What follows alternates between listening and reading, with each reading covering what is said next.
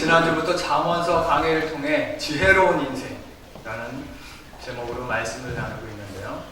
우리 옆에 분들하고 한번 인사하는데 지혜로운 신앙인이 됩시다. 한번 인사하겠습니다.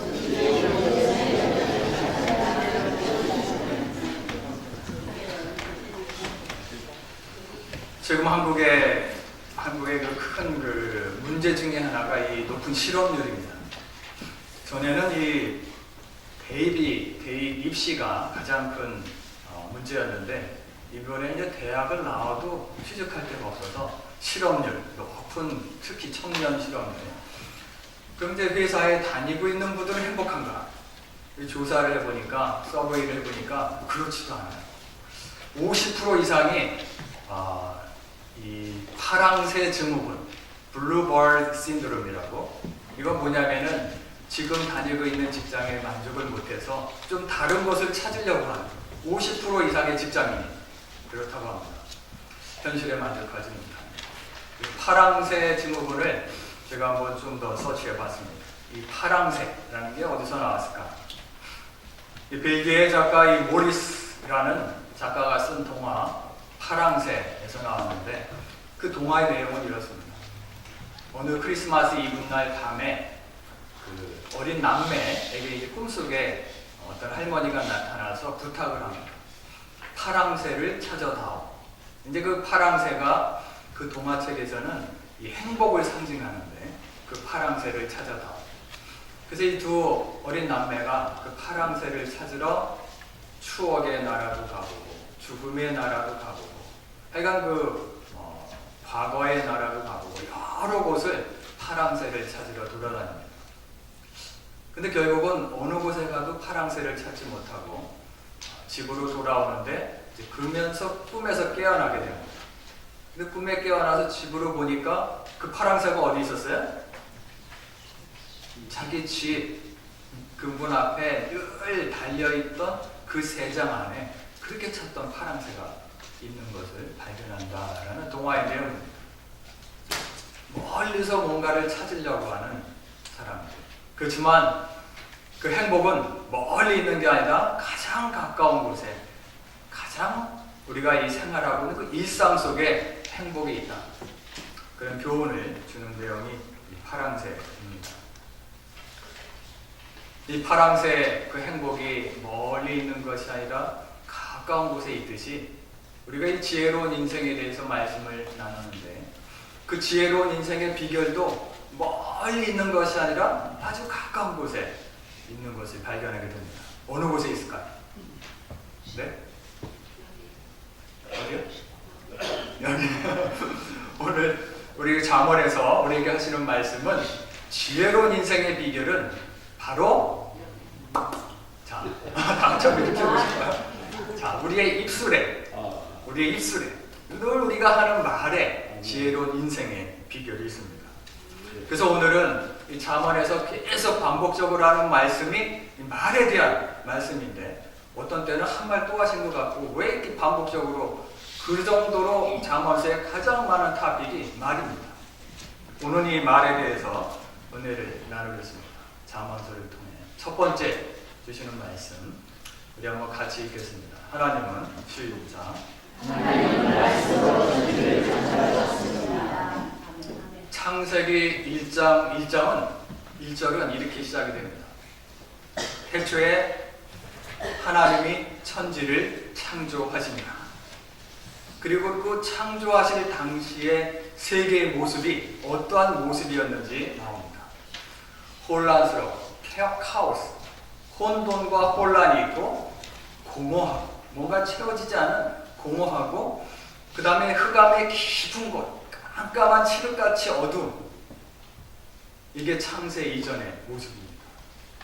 혼란스럽고 공허하고 그 다음에 칠흑같이 어두운 흑암 깊은 곳, 그곳에서 세상을 창조하시는 하나님. 근데 창조의 도구, 뭘로 창조를 하셨을까? 우리 집 하나를 질 때도 수많은 툴이 들어갑니다. 작은 망치부터 시작해서 큰 포크레인까지. 어제 주일 밤에는, 우리 저녁에는 서자군 성도님이랑 김홍일 성도님이 저 유리를 갈았는데 툴을 한 20개를 쓰는 것 같아요. 자, 하나님이 나무를 만들고 풀을 만들고 짐승을 만들고 해와 달과 바다를 만드는 이 집하고 비교할 수 없는 이 온 유니버스 우주를 만들 때 어떤 툴을 사용하셨을까? 네? 네, 말씀으로 하나님이 천지를 창조하신 유일한 도구는 바로 하나님의 말씀으로 창조를 하셨습니다. 그래서 오늘 우리 창세기 1장 3절 말씀을 한번 같이 읽겠습니다. 하나님이 시작.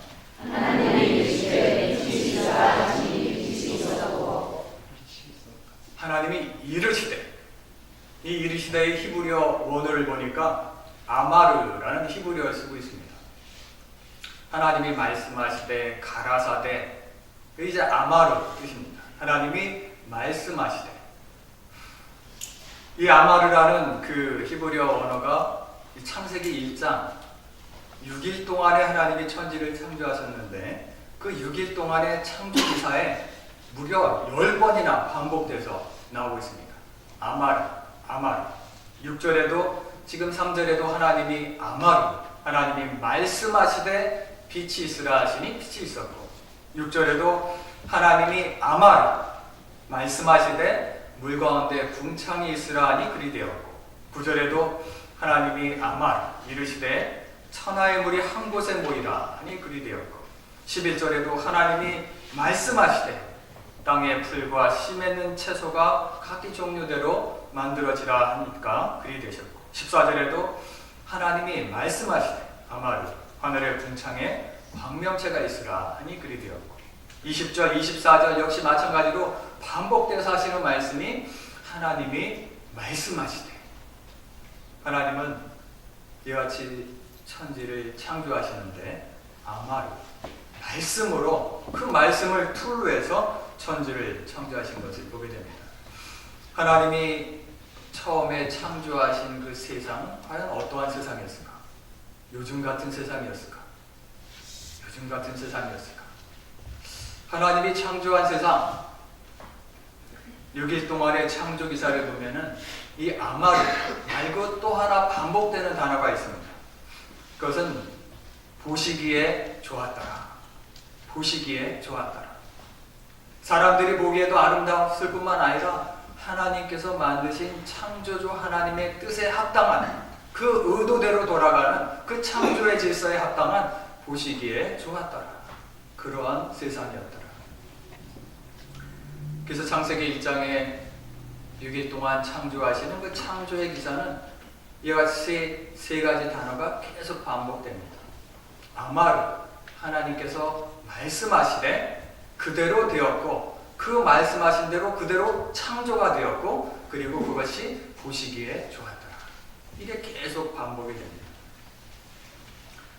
이와 같이 하나님께서는 세상을 만드신 툴, 그게 바로 말씀으로 창조하신 것을 보게 됩니다. 이와 같이 하나님의 말, 그 말씀에는 창조하는 능력이 그 말씀에는 있습니다. 또한 우리를 죄에서 구원하러 오신 그 구원자 예수님의 공생의 3년의 사역도 역시 말씀으로 사역하시는 예수님을 우리가 발견하게 됩니다. 이제 제자들과 함께 배를 타고 가시다가 갈릴리 호숫가에서 큰 광풍을 만납니다. 그 높은 산에서부터 계곡을 타고 나오는 그 바람이 갈릴리 호수까지 오면 그게 광풍이 되어버리는데, 그만 예수님이 제자들과 함께 탄 그 배가 큰 광풍을 만나게 됩니다.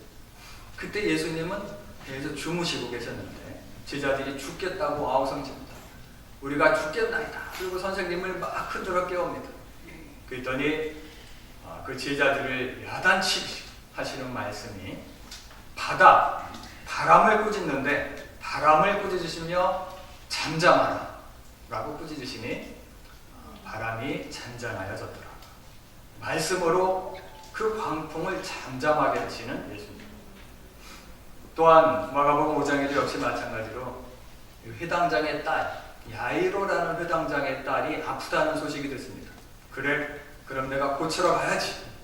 가시다가 하나의 사건을 만납니다. 누가 예수님의 옷을 만져서 그 열도의 혈루증 앓는 여인과의 대화를 하는 도중에 그만 회당장의 딸이 아파서 죽고 맙니다.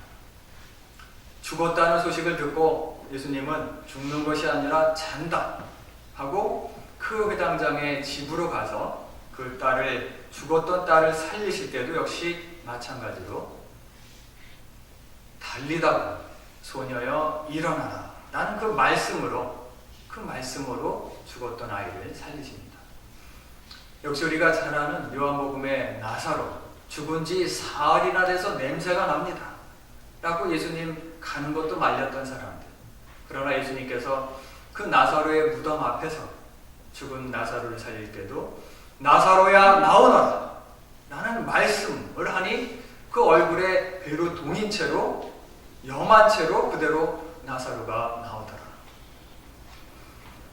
이와 같이 세상을 창조하신 것도 말씀이고, 예수님께서 이 귀한 사역으로 바다를 꾸짖고 또한 죽은 자를 살리신 것도 바로 말씀으로 그와 같은 사역을 하신 것을 보게 됩니다. 성경에서는 이와 같은 그 말씀의 능력을 어떻게 표현하는가, 이 성경의 많은 그 표현 중에 가장 잘 표현한 말씀이 히브리서 4장에 있는 말씀입니다. 하나님의 말씀은 살았고 운동력이 있어. 하나님의 말씀은 그냥 이렇게 접어서 책꽂이에 꽂아놨다가 먼지가 뽀얗게 쌓이고 주일날 다시 들고 있는 그런 죽은 말씀이 아니라, 하나님의 말씀은 살았고 운동력이 있어 좌우의 날선 검보다도 예리하여 우리의 관절과 골수를 찔러 쪼개기까지 하며 우리의 마음과 뜻과 생각을 감찰하시는 하나님의 말씀은 살았고 운동력이 있다.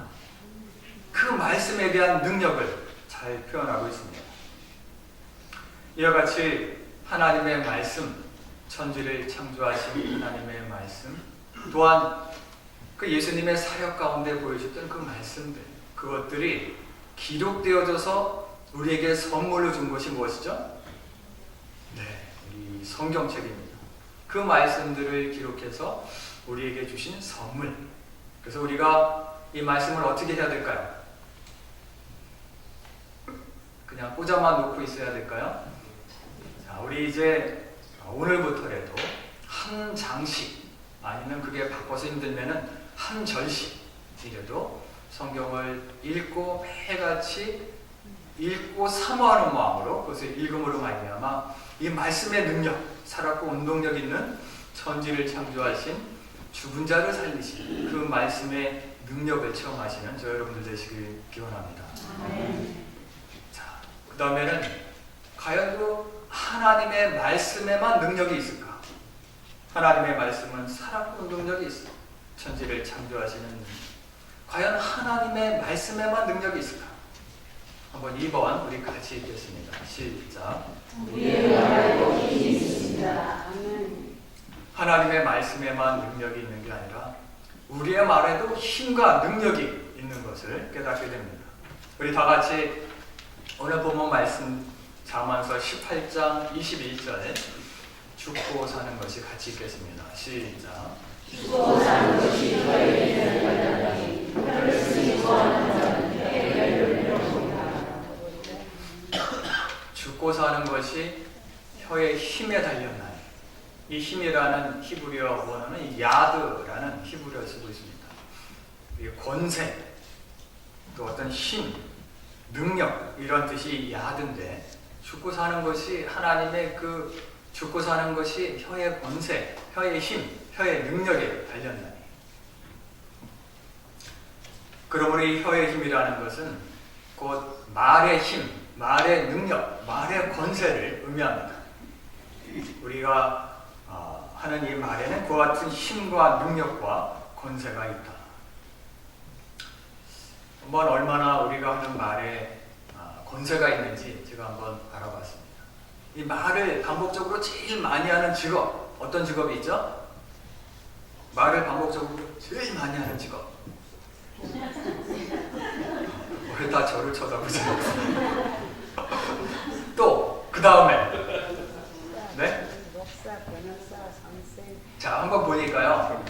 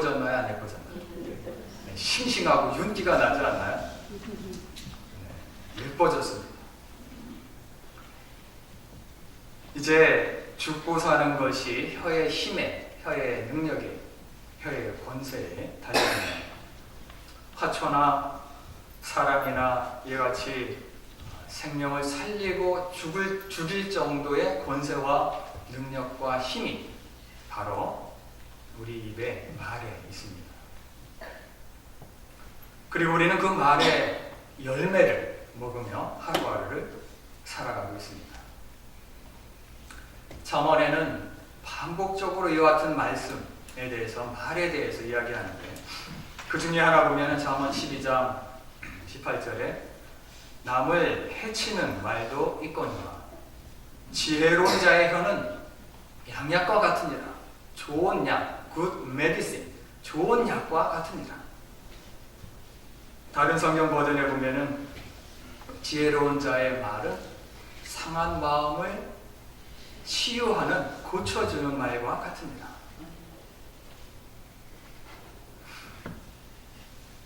이제 우리의 말에는 이와 같이 힘과 권세가 있는데 우리가 어떤 말을 하며 하루하루도 살아가야 될까? 우리는 그 말의 열매를 먹으며 살아가는데 어떤 말을 하며 살아가야 할까?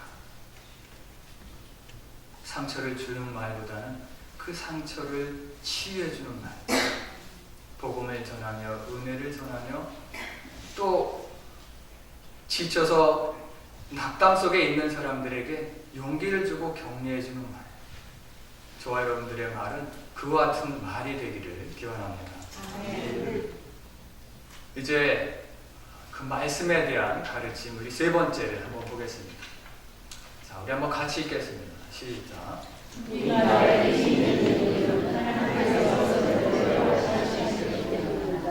자, 이렇게 우리가 말에 힘이 있어서 화초까지도 싱싱하게 그 생명력이 돋아나고 우리의 말에 힘과 권세가 있는데 그것이 그 말 자체에 힘과 권세가 있는 것일까?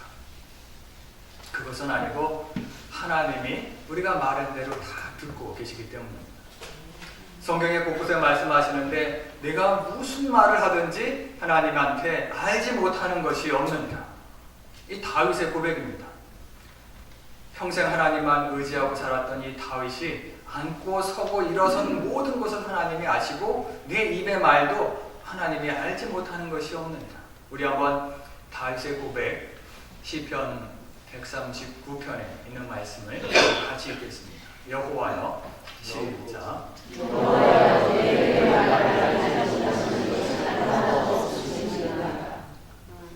앉고 일어서 내 모든 행위를 다 아시고 내 혀의 말 하나도 하나님께서는 알지 못하는 것이 없으십니다. 우리의 모든 말 한마디 한마디를 하나님께서는 다 알고 듣고 계십니다. 그것에 대한 보다 자세한 설명이 민수기에 나옵니다. 과연 하나님이 얼마나 자세히 듣고 계실까? 그리고 그것을 듣고 하나님의 반응은 어떠실까? 민수기에 있는 말씀입니다. 민수기에 출애굽한 이스라엘 백성들이 광야 40년 광야 생활을 마치고 이제 가나안 땅에 1차 40년 후에 가나안 땅이 아니라 이제 1차로 가나안 땅에 가까이 도착을 합니다. 그곳에서 이제 각 지파별로 12명의 지파를 뽑아서 스파이로 가나안 땅을 보냅니다. 가서 돌아보고 와라. 우리가 정복할 그 땅이 과연 어떤 땅인지 우리가 전략을 짜게 보고 와라. 그래서 40일 동안 스파이들이 그곳에서 보고 와서 이제 보고서를 올리는 장면입니다. 민수기. 자, 그곳에서 10명은 어떠한 보고서를 올렸죠? 우리는 저 땅을 취할 수가 없습니다. 전쟁에서 우리는 반드시 집니다. 그 땅의 성은 견고하고 그 성의 사람들은 자이언트, 장대하고 우리는 거기에 비해서 아주 힘이 없고 뭐와 비슷하다? 마치 폴짝 뛰는 메뚜기에 불과합니다. 우리는 백전대패합니다. 이게 10명의 리포트였습니다. 그의 반면에 2명, 여호수아와 관련 2명의 리포트는 성이 견고한 건 맞고 그 사람들이 등치가 큰 것도 맞지만 그렇지만 하나님께서 약속하신 땅이고 하나님께서 함께 하시면은 우리가 반드시 이깁니다. 그들은 우리의 뭡니다? 밥입니다. 이스라엘 백성들은 누구의 리포트를 신뢰했을까요? 여러분 같으면 누구의 리포트를 신뢰했을 것 같아요? 10명, 다수결의 원칙. 10명의 의견을 듣고 2명을 돌로 치레하고 밤새 통곡하며 이스라엘 백성들이 밤새 통곡하며 하나님과 모세를 원망합니다. 차라리 우리가 저 광야 땅에서 죽었으면 좋았을 것을 왜 이 가나안 땅에 와서 저들의 칼에 맞아 죽게 만드는가. 차라리 그곳에서 죽었으면 좋았을 것을 원망하고 불평하며 밤새 통곡하는 이스라엘 백성들. 그리고는 우리가 사람을 모세 말고 다른 사람을 세워 애국으로 돌아가자. 하나님께서 그 이야기를 듣고 계셨을까요? 안 듣고 계셨을까요? 너희들이 하는 말이 하나도 알지 못함이 없느니라. 그들의 소리를 듣고 계시고 나서 하시는 하나님의 말씀입니다. 민수기 우리 14장 말씀을 한번 같이 읽겠습니다. 그들에게 시작. 그들에게 이르기를 여호와의 말씀에 내 삶을 두고 맹세하라. 너희가 이르기를 이르기를 이스라엘 백성들이 밤새 통곡하며 모세와 하나님께 원망하는 그 소리를 다 듣고 계시고 하시는 하나님의 리스판스, 하나님의 응답. 내 삶을 두고 맹세하노라. 내가 살아있는 여호와 하나님이니라. 너희들 말이 내 귀에 들린 대로 그대로 내가 너희에게 행하리라. 그리고 나서 어떤 일이 일어났습니까? 그들은 다시 광야로 돌아가고 그때 시점부터 20세 이상의 모든 성인 남녀들은 광야에서 죽임을 당합니다. 땅이 갈라져 죽고 여호와의 불에 소멸돼서 죽고 불뱀에 물려서 죽고 전염병에 감염돼서 죽고 전쟁에 나서 죽고 결국 차라리 우리가 광야에서 죽었으면 좋았을 것을 한탄하고 원망했던 그 말대로 그들은 광야에서 다 죽임을 당합니다. 반면에 그 두 명, 우리는 반드시 그 땅을 차지하리라. 하나님이 약속하신 그 땅에 우리는 그 땅에 차지하리라. 그 수많은 사람들, 장정만 60만 명의 수많은 사람들 다 광야에서 죽임을 당했지만 그 두 명의 말, 그 말대로 하나님께서는 그 귀에 들린 대로 그들에게 행하여 주십니다. 그 두 명만 가나안 땅에 들어간 것을 보게 됩니다. 너희 말이 내 귀에 들린 대로 내가 너희에게 행하리라. 이 말씀을 묵상하면서 한번 생각을 해봤습니다. 과연 이 하나님의 귀에 가장 많이 들리는 말, 제가 한국 사람이기 때문에 한국 사람들이 하는 말들 중에 가장 많이 들리는 말이 무엇일까?